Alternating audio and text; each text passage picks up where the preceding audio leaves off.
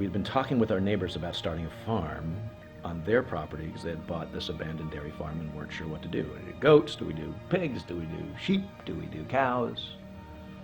What do we do? And we said, what about yaks? They said, what about yaks? So we overnighted several pounds of frozen yak meat into Vermont from Montana, cooked it up 4 ways, invited our 2 sets of neighbors over for a conversation and for dinner and drinks. And by the end of that night, August of 2007, we had ourselves a handshake agreement to start a yak farm. The following April, the yaks landed. The first herd, 24 yaks from Minnesota, landed in Vermont. We drove 24 hours out to Minnesota to Cold Spring, spent a day on the farm, hired a 53-foot animal trailer and a driver, put the yaks on the trailer, drove them back to Vermont, unloaded them on our property. One got out, ran up the highway. It was hilarious in retrospect. And we had ourselves a yak farm. I sometimes feel like my life is in perpetual startup. You know, we started this yak farm, started this newspaper, started this band.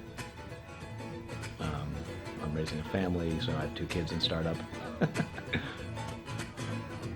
Woke up in our big bed this morning. Lightning thunder on my mind. But for me, I think the one constant and the one thing I've done for a long time, and that I really love and I'm reasonably good at, is teaching. So teaching actually is the anchor in a number of ways for the rest of the work that I do.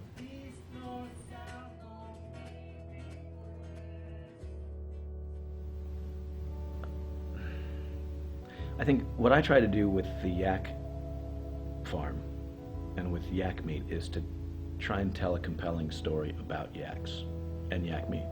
The taste of it, the coolness of the animals, their kind of amazing adaptability and their really nice fit with Vermont and the Vermont landscape.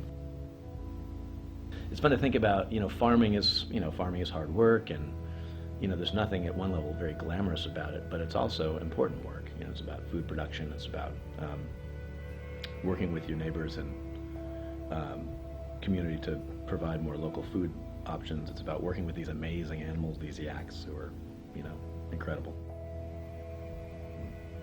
On even-numbered days, I feel like I'm teaching students to be successful in the world of our professional workplace for today. And on odd-numbered days, I'm coaching students and myself, too, to be thinking down the road towards what I like to call the great reskilling, when we have to sort of relearn a lot of the skills we've lost, how to grow our own food, how to harvest our own energy, how to live more locally and more efficiently on the land, which is one of the reasons I like yak farming so much. But I also think on the positive side, more and more people are waking up and recognizing that no one is going to save them, right? Because no one can, We're going to have to sort of do this for ourselves, and we're going to have to do it together, working locally in small communities. And that, to me, is incredibly exciting.